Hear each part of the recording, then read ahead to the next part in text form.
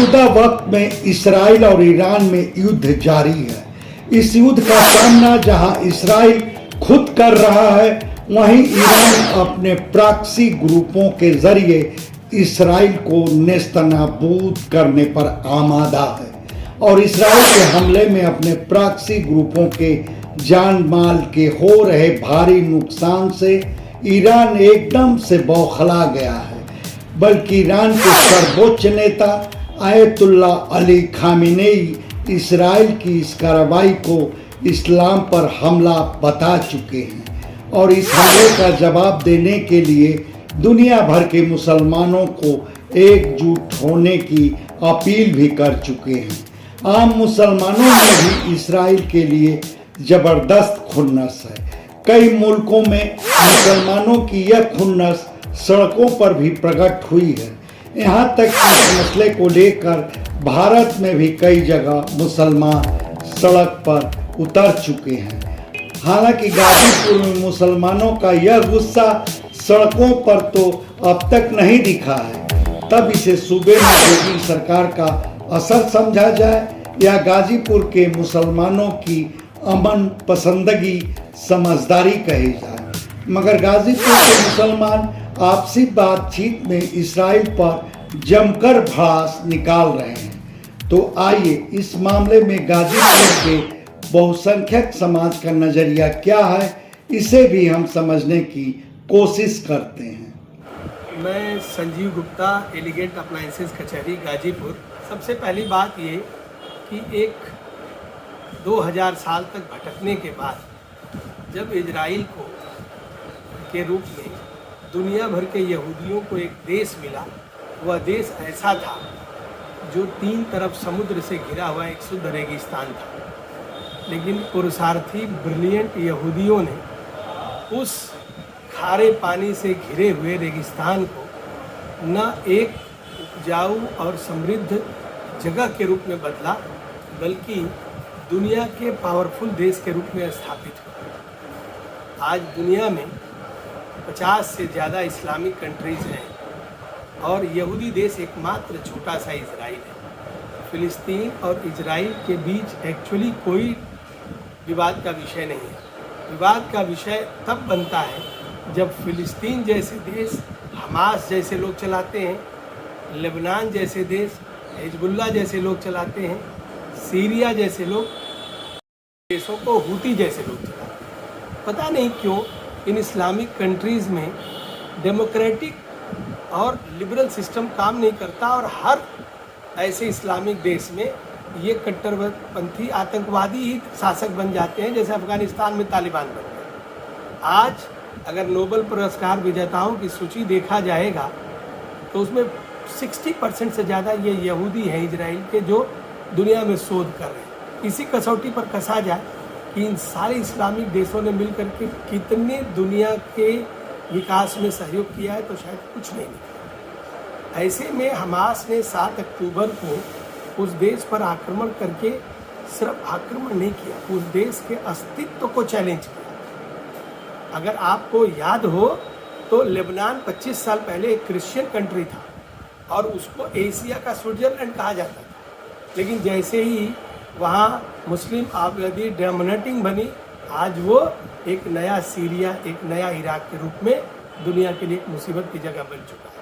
अगर आज Israel register नहीं करता, प्रतिक्रिया नहीं देता, तो इजराइल को भी ख़त्म होने से कोई नहीं रोक सकता। ऐसे में सिर्फ हिंदू नहीं, दुनिया के जो भी प्रोग्रेसिव लोग हैं, चाहे हिंदू हैं, मुसलमान हैं, ईसाई हैं, यहूदी हैं, पारसी हैं, उनको विकास के साथ, शांति के साथ, सकारात्मकता के साथ, मानवता के साथ, डेवलपमेंट के साथ होना चाहिए, न कि सिर्फ इसलिए हिजबुल्लाह जैसे, हमास जैसे लोगों के प्रति और ईरान जैसे।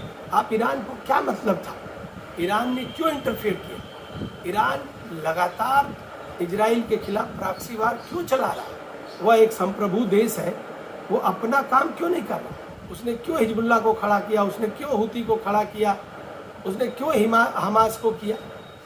और अगर करेगा और उसके बाद भी इजराइल पर हिजबुल्लाह पर आक्रमण हुआ, ईरान को क्या है, सिर्फ इसलिए कि मुसलमान।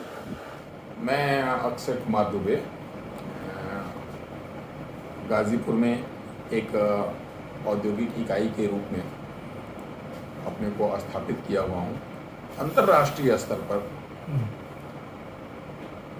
इज़राइल की एक समस्या है, और इज़राइल की क्या समस्या है, यह एक विश्व जगत में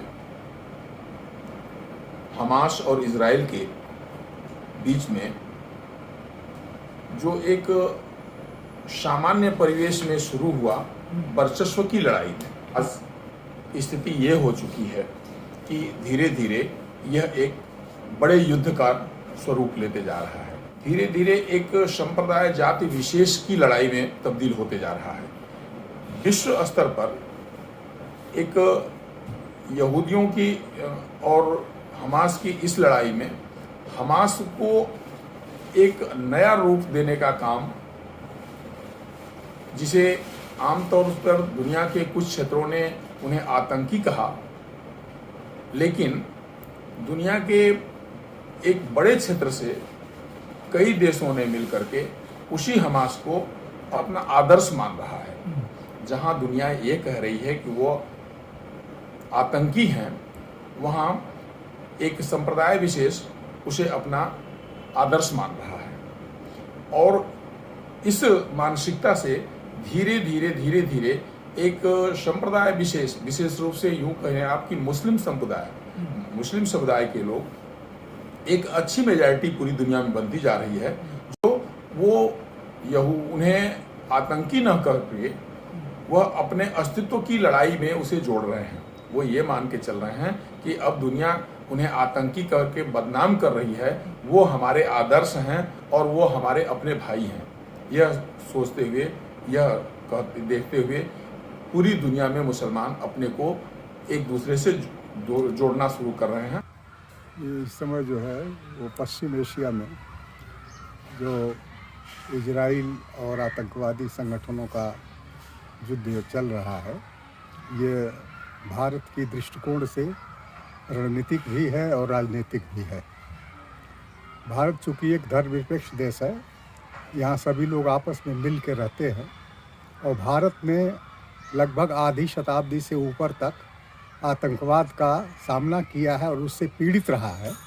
और बार बार हमने आवाज़ उठाई, लेकिन दुनिया ने तब समझा जब 9/11 को अमेरिका में आतंकवादियों ने जो है वो अपना कार्य किया, और इसके बाद दुनिया समझी कि नहीं, आतंकवाद जो है पूरे विश्व के लिए खतरनाक स्थिति है और कहीं भी इसका समर्थन नहीं होना चाहिए। आज जो युद्ध चल रहा है इजराइल से या आतंकी संगठन हिजबुल्लाह के नेता हिजबुल्लाह या हमास से, ये इसमें परोक्ष या प्रत्यक्ष रूप से तमाम ऐसे मुस्लिम देश हैं जो इजराइल का विरोध कर रहे हैं, लेकिन ये युद्ध जो है ये विरोध करने की स्थिति में नहीं है। देखिए, ईरान और इजराइल का युद्ध किसी राज्य के प्रॉपर्टी को लेकर नहीं है, बल्कि यहूदी और इस्लाम के बीच का जो है ये युद्ध हो रहा है। यहूदी इजराइल जो यहूदी संप्रदाय है, यहूदी धर्म को रिफ्लेक्ट करता है, और इसके बाद जो है जो ईरान वगैरह और उसके साथ के राज्य हैं वो इस्लाम धर्म को रिप्रेजेंट करते हैं। इसलिए जितने, और इस्लाम में भी यह प्रकरण विशेष रूप से शिया संप्रदाय से संबंधित है, इसलिए जहाँ जहाँ भी शिया हैं वहाँ इसका विरोध हो रहा है। भारत में यह बहुत बड़ा सौभाग्य है कि यह यहाँ के जो मुसलमान हैं, जो इस्लामिक धर्म के फॉलोवर हैं, वह राष्ट्र की भावनाओं के विपरीत प्रदर्शन नहीं किए। इसके लिए वे धन्यवाद के पात्र हैं। मैं Jayasurya Bhatt, advocate, civil marshal Ghazipur.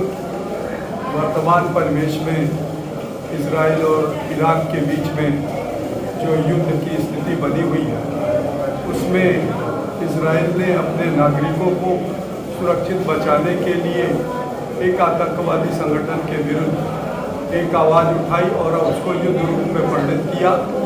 उसके विरुद्ध उसने विभिन्न रूप से उनके नेताओं का वध मारने का प्रयास किया और मारा, जिसके परिप्रेक्ष्य में गाजीपुर जनपद में तो नहीं परंतु हिंदुस्तान के विभिन्न जिलों में तरह तरह की आवाज़ें उठाई गई, विरोध प्रदर्शन किया गया, परंतु उत्तर प्रदेश में मात्र लखनऊ में एक दिन का सांकेतिक कुछ हो पाया। उसके अतिरिक्त गाजीपुर जनपद में आज तक किसी ने उसके विरुद्ध कोई आवाज़ नहीं उठाई। निश्चित रूप से ये सुशासन तंत्र का मजबूत स्तंभ उत्तर प्रदेश में होने के कारण इस तरह की गैर जिम्मेदाराना हरकत करने वाले अपनी हरकत से बाज आए और इसके लिए सुशासन को जितनी तारीफ की जाए उतनी अच्छी है। मैं अनूप कुमार सिंह। आज पूरी दुनिया में एक ऐसा वातावरण बना हुआ है, इजराइल और मिडिल ईस्ट के मुस्लिम कंट्री के बीच में तनाव की स्थिति बनी हुई है और दोनों ही जो पक्ष है, इजराइल और विरोधी पक्ष, वो दोनों ही का समुदाय हिंदुस्तान के लोगों से कुछ लेना देना नहीं है। फिर भी पूरी दुनिया में इजराइल के विरोध में प्रदर्शन हो रहे हैं, धरना हो रहे हैं, लोग अपनी अभिव्यक्ति व्यक्त कर रहे हैं। लेकिन इन परिस्थितियों के बीच में, इस तनाव के वातावरण में एक गर्व का विषय है कि हमारे उत्तर प्रदेश में ऐसी किसी भी संस्था ने इजराइल का विरोध नहीं किया। एक समरसता का वातावरण बना हुआ है, त्योहारी सीजन चल रहा है और इस त्योहारी सीजन के बीच में भी एक सांप्रदायिक सौहार्द का वातावरण, अब इसको डर कहें या सुशासन कहें, योगी जी का जो सुशासन है या उनका कार्य करने का तरीका है, सरकार चलाने का तरीका है, ये अपने आप में बहुत ही ज़बरदस्त है। और पूरे देश में भी इजराइल के विरोध में प्रदर्शन हुए हैं, लोगों ने धरना किया है, प्रदर्शन किया है, लेकिन उत्तर प्रदेश में बुलडोजर बाबा के डर से किसी की हैसियत नहीं हुई कि इजराइल के विरोध में धरना प्रदर्शन करें। ये एक सुशासन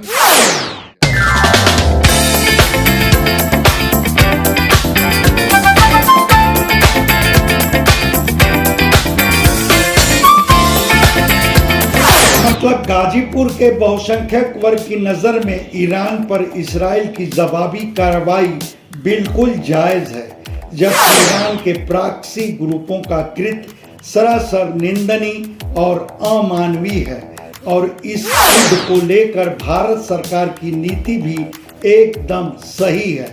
दुनिया से आतंकवाद का खात्मा निहायत जरूरी है। खैर, इस सिलसिले में आप क्या कहेंगे यह हमारे कमेंट बॉक्स में जरूर बताएं। धन्यवाद। आपसे आग्रह है कि हमारे चैनल को लाइक करें, शेयर करें, सब्सक्राइब करें और फेसबुक यूजर हैं तो हमारे पेज को फॉलो करना ना भूलें। रिपोर्ट तुषार सिंह।